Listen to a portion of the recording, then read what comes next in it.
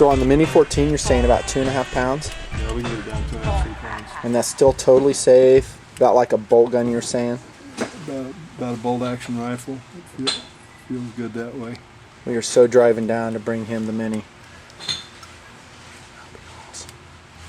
Puts an over travel screw in it. Yeah, and we also put it, do 1022s. Same type of deal. That's called the 3-finger spring. Yeah, we call it 3-finger spring. Now again, parts interact with other parts. We're going to stone break the edge on that a little bit right here, because that rides on your disconnector right here. This notched leg right here, that runs on your sear right here. Yep. So we're going to stone those parts there just so they work a little bit better. Nice. Again, attention to detail. Every part that rubs against another part needs a little bit of attention. Not much, but we're going to break the corners so they don't dig in.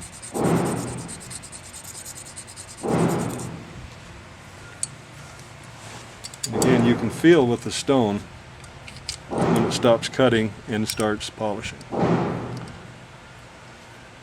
What of these little parts that you've been working with, is there any pattern that you see breakages on? What part do you see most problems with? Or maybe not. I don't see breakages on 1911 stuff. Really? Mostly. I've seen a couple of recoil spring plugs where the ends have come out and the recoil spring goes down range.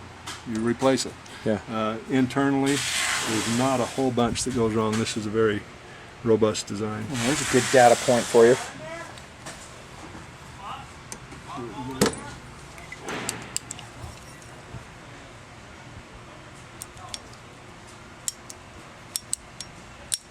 Terry testing his work on the trigger.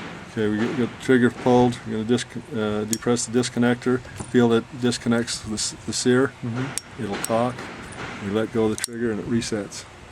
And there's no take-up. And that was you carefully bending those trigger springs, right? We lucked out on this one.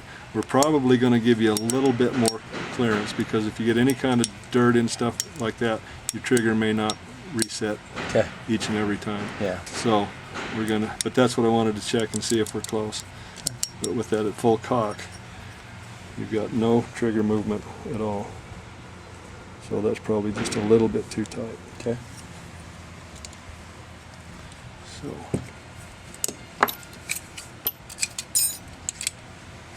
And there's the back of your trigger bow right there.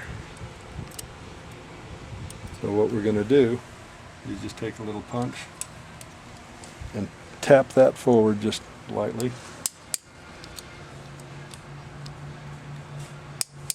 And that's moving the trigger bow forward and moving those tabs that we bent forward, just bending those back just a little Interesting. bit. As opposed to having to take it all apart again. Yeah, no reason to. Now if you guys are watching the video and you're going, man, this is boring. Well, you're probably not a 1911 guy. If you're a 1911 guy, you might find this quite interesting. Especially if you're thinking about doing this job yourself, or if you just want to see the quality of work that Terry does here at Impact Guns. It's fascinating, I think. Now you got just a little bit of movement. And is that about the right amount that you want? We'll see if you want, if that feels good to you. Okay. That's what we'll do. Okay. Now we got to fit that new safety. Now, if everything was right in the world, it will drop right in and work.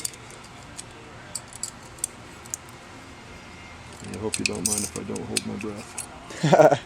I'm expecting it not to be everything right. It may not even go in. Okay. We've got the plunger out of the way just for, we're going to have it in and out of the gun probably several times.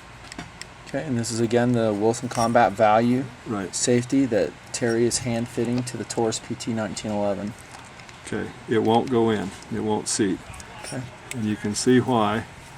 The part right there on the safety lug has to slide past the sear in full cock.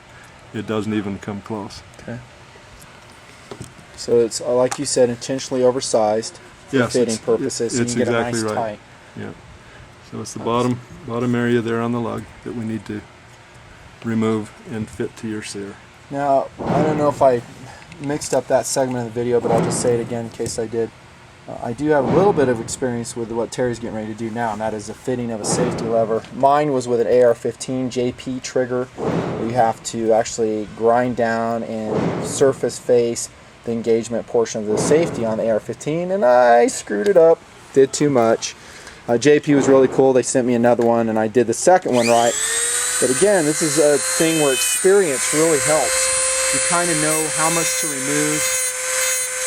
And experience often takes trial and error, because you learn from your mistakes, but it takes time to learn from your mistakes, and generally money. But that's where power tools can get you in trouble also. That's exactly how I screwed it up. I ground too much off with a Dremel sander. And Terry's just taking a little bit of metal off each time. He's going to test fit it, and then he'll fine tune it from there.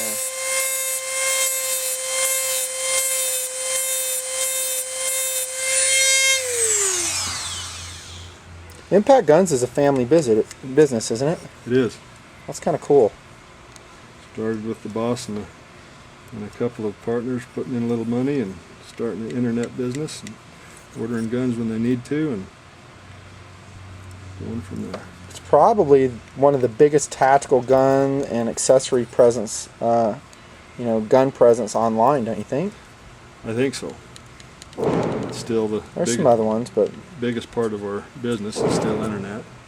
Is the internet? But we have three retail stores now, plus a military and law enforcement pro shop.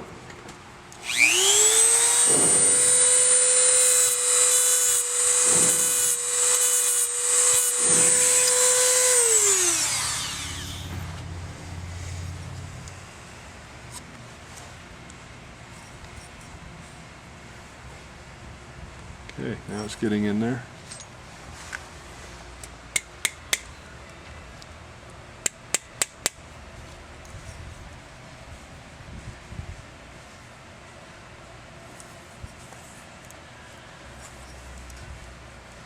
And I've got to break the corner the other way to let it get out of the way. We may even have to, with this frame, we may have to open up the safety area right here to let it go down past the frame as well. Okay. As you work on the different brands in 1911s, Terry, are you struck by one or another about the quality of fit and finish? Most of your major brands are very, very good. Of course, your semi-custom jobs, you mentioned Ed Brown's, Wilson's, Nighthawk Custom is another Nighthawk. excellent. Nice. Kimbers, they're all excellent. Smith & Wesson I'm really impressed with. Ditto. I was in this review. I rolled in some footage of a Smith 1911 PD SC model. What a beautiful gun that was! Oh, the Scandium. Oh gosh, beautiful. It's got a commander length slide on it. You was expecting it to recoil more than it did too, weren't you? Oh, I didn't fire it. I was just fondling it, and I fell in love with it. It's just beautiful. Let's do a different color here. Smith & Wesson just does such great work. They all do. I mean, I think a lot of it is just how much are you willing to spend. What's a Nighthawk 1911? A mid-range one. That's about 2,700 or something like that. Yeah, I think you can get some in the high teens. High teens. Depending on maybe a Talon or something like that. It gets back to what I said in the Taurus review. I mean, how much money you got? That's right. It's up to you. What do you want to spend it on? Are you just doing that, or you're buying some black rifles too?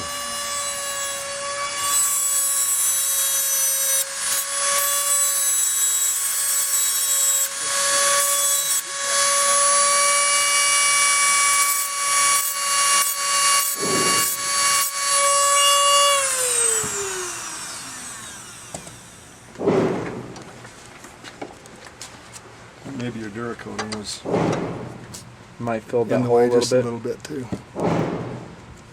Wouldn't be the first time I've done something that got in the way. Now, I've heard some criticisms against Kimber and their internal versus external extractor designs. Do you have any opinions on that, Terry? Yeah, they went from the internal to the external, trying to reinvent the wheel a little bit. Yep. And you notice that just a couple of years later, they went back to the internal. They were having some feeding problems, and to a lesser degree, some extraction problems with the internal, the external design. So they went back to the tried and true.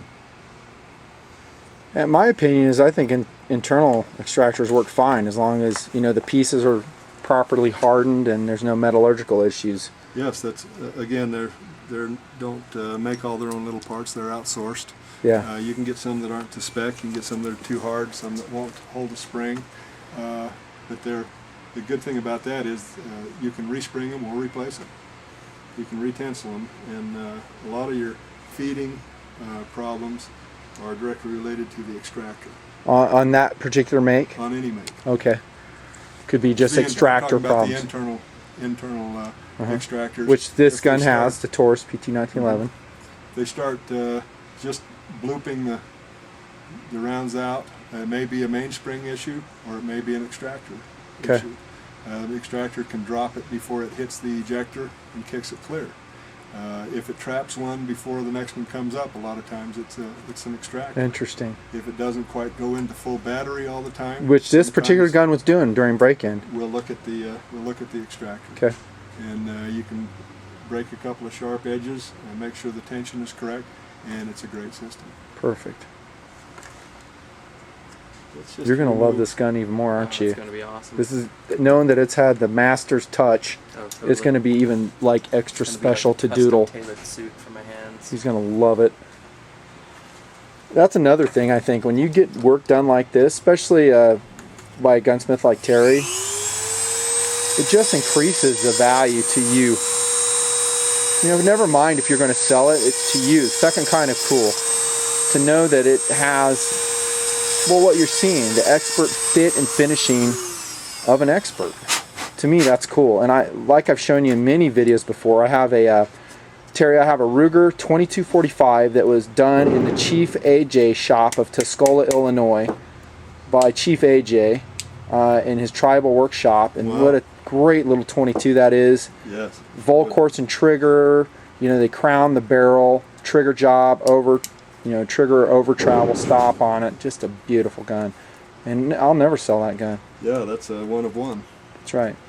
Yeah, Chief AJ. I saw him once. I've never formally met him and stuff, but I think he's a good dude. I've talked to him on the phone a couple times. He teaches kids how to shoot BB guns, or do point shooting with Red Ryder BB guns. cool. Yeah, they're shooting like paintballs with them. Well, I think some extraneous coating is getting in the way here. Okay. You may have to do a little extra clearance here. If you want to feel more So maybe that's a lesson learned. I mean, if you Duracoat your slide, maybe plug these holes up here so you're not changing the dimensional differences of the orifices. Is orify a word? I'm sure it is.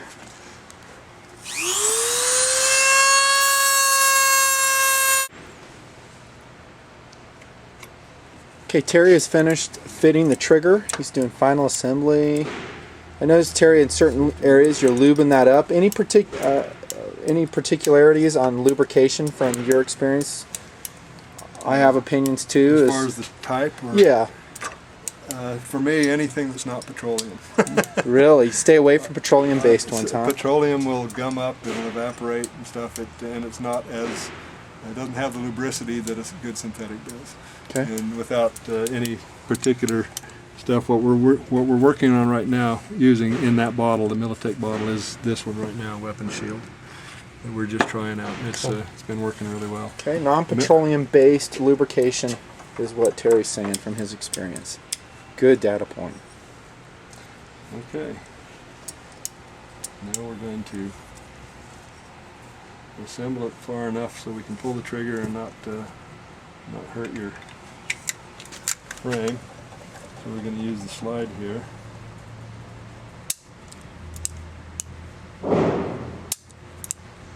And we'll start adjusting the trigger pull.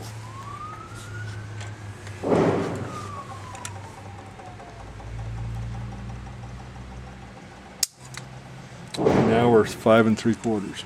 Right on. So we're going to adjust your 3-fingered spring. I'm going to start with the center one, and that's the one that's on your disconnector, and we'll come back not quite as far with your sear, because we want to have plenty of engagement force on your sear to make sure it doesn't. Goodness sakes. After seeing all this, Terry, there's no way I would do all this. And those will hold that, right? Once you kind of bend that three-finger spring around a little bit, it's not going to go back. No, it's going to maintain that adjustment level. Yeah, it's a spring, so it'll stay right there. And we may not have gotten where we need to go, but we want to go again in small steps. Well,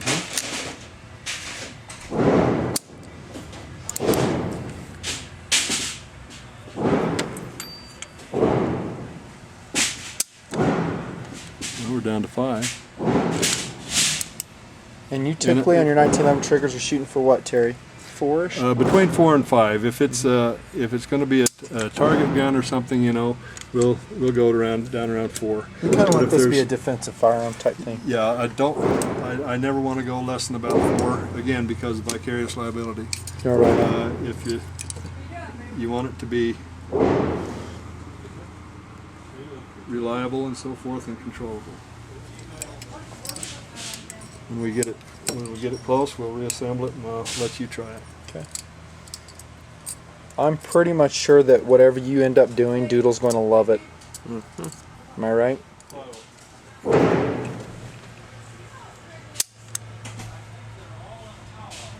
Right on. Just barely over 4. Perfect. We're going to call that good because we're going to put a little bit of lube on that hook. It's going to be hard to find, but it's on that full cock notch. Okay. And of course that will lubricate between the sear nose and the hammer. I don't know, man. You might have sold me on the synthetic lube there, Terry. I have to do the switcheroo. I've been using. Well, you shoot enough and re-lubricate enough that probably petroleum would work as well. Yeah, I do. I'm cleaning my guns and relubing them all right. the time. But if you put it away and stuff, petroleum will evaporate and will gum. And then cold weather, you get issues with it too? It does thicken a lot better, and that's where synthetic really shines. Germans found that out in Leningrad, didn't they? In the Cold War. And Terry just said, new hammer, new sear. Gotta do what, Terry? Gotta refit the grip safety in this area here, because that also we readjusted the tabs on this, so the trigger doesn't go far enough forward for this to rotate up and block the travel of the trigger. Wow. Trigger ball. So that won't go in place and do what it needs to do. It won't release the trigger. Now you can still use that grip safety just by fitting it? Right. Okay. And we need to come off of this area here.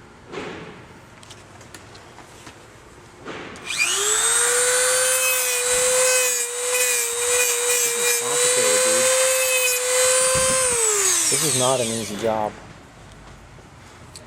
And you have to have an intimate understanding of how all the pieces work together. If you don't have that, you're basically grinding in the blind.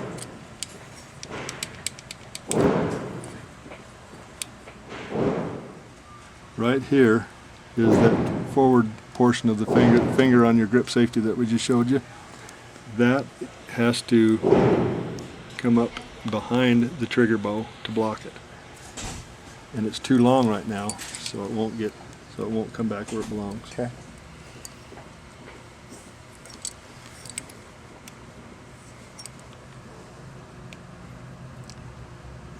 A long ways.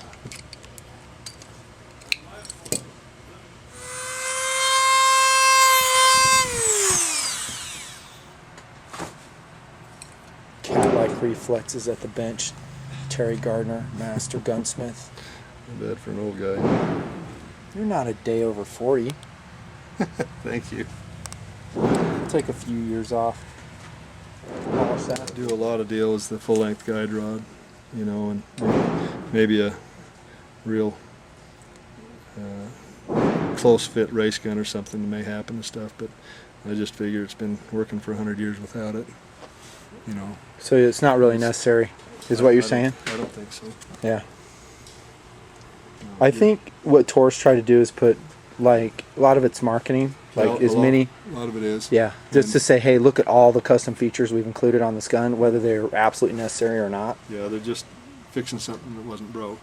There you go. You know, like I said in my review of it, they're not up to custom level work that you would normally do, like someone of your type, you know. But not bad, not bad. It's a high value gun, 1911. I think it's a lot of gun for the money. I do too. Well, if you can get it to feel as good as those do for the price point you're getting here. Yeah, I mean, after even all this work, No. dude, the So amount what's of to money we're say having this gun will What be. makes? I totally understand spending $1,100 to $3,000 on anything. I'd be up for it if I had the money myself. But Let me give you a hint for some of the guys. This one doesn't have one, but on your normal 1911s, you've got your recoil spring has a front and a back. You may not know that. There's a small end and a large end. The small end will feel resistance going onto your spring guide, and it's usually the closed end. The open end here, see the coil is not pinched down, that is a bigger end, and that's meant to go front to the front towards your plug. The reason being, if you put it on backwards, as your gun recoils, the tight end will now go over your spring guide and bind and try to resist going back, and it can slow your slide and cause malfunctions. Interesting. Did you know that, Doodle? mm-mm. You do now. I didn't know it either.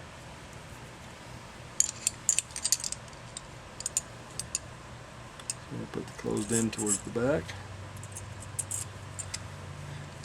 and the full-length recoil spring guides make it more difficult to get together.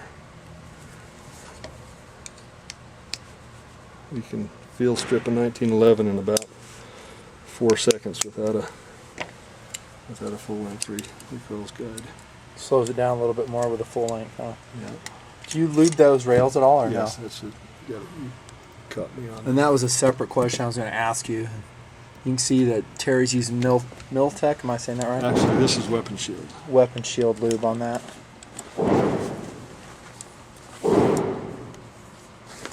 By the way, when we Duracoated the inside of the rails there, we had to be real careful that we weren't scraping metal away because we did not dimensionally want to change the metal fit of the gun. So it took some doing. Again, don't Duracoat the inside. Wicked. Terry Master Gunsmith Impact Guns, finishing the trigger, sear, hammer, grip safety job, Taurus PT 1911. Many years of experience with the type. Tactical Doodle, checking it out. Oh, I love it. Breaks like a glass rod, doesn't it? Oh, it's awesome. Now you can see how that attention to detail comes into play. Like as you saw Terry stone. I have to give you a little bit more clearance on your trigger to make sure it resets each time. Yeah, let's do that. But he stoned all the surfaces, every metallic engagement surface in the parts of the 1911 as we've shown in detail. That's what you get. You just get a very nice crisp trigger job.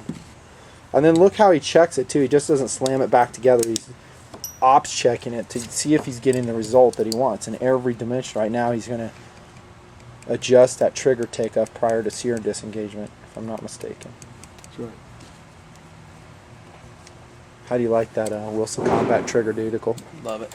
It's awesome. Tactical Doodle texting his girlfriend at the gun bench, working on the 1911 and still keeping up the chick action. That's good. I'm working on it. Multitasking at its best. It's awesome. We got some family stuff we're having to keep apprised of as well. God, this is, to me, I gotta tell you, Terry, this is a complex job. This is not something I would want to attack.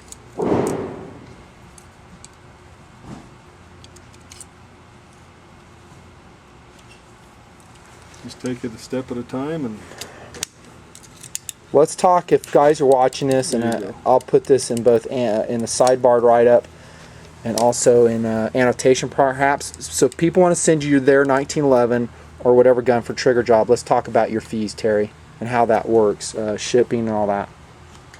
okay, you can. We are an FFL dealer, of course, so You can ship directly to Impact Guns. Do you want the address? I'll put that up. Okay. Yeah. You can ship that directly to us by common carrier, either FedEx, UPS, Utah, or United States Postal Service. And coming to here for work, and we can perform the work and ship it right back to you personally. You don't have to go through an FFL dealer because we are one. Okay. Awesome. And cost-wise, you said $30 setup fee on the bench. Is that right? Minimum charge on any kind of work is $30. And Okay. it goes up from there depending on what we find. A trigger job generally is $65 on most things. Like an AR Very reasonable. or something like that needs an additional deal like a trigger overtravel, that's an additional $10, so 65 to 75 bucks. Very reasonable. Which is about the cheapest I've found. Yeah. What do you normally see? I think it's like 110 around there for trigger work on this type of gun. Yeah, probably 100 and up anyway. Yeah.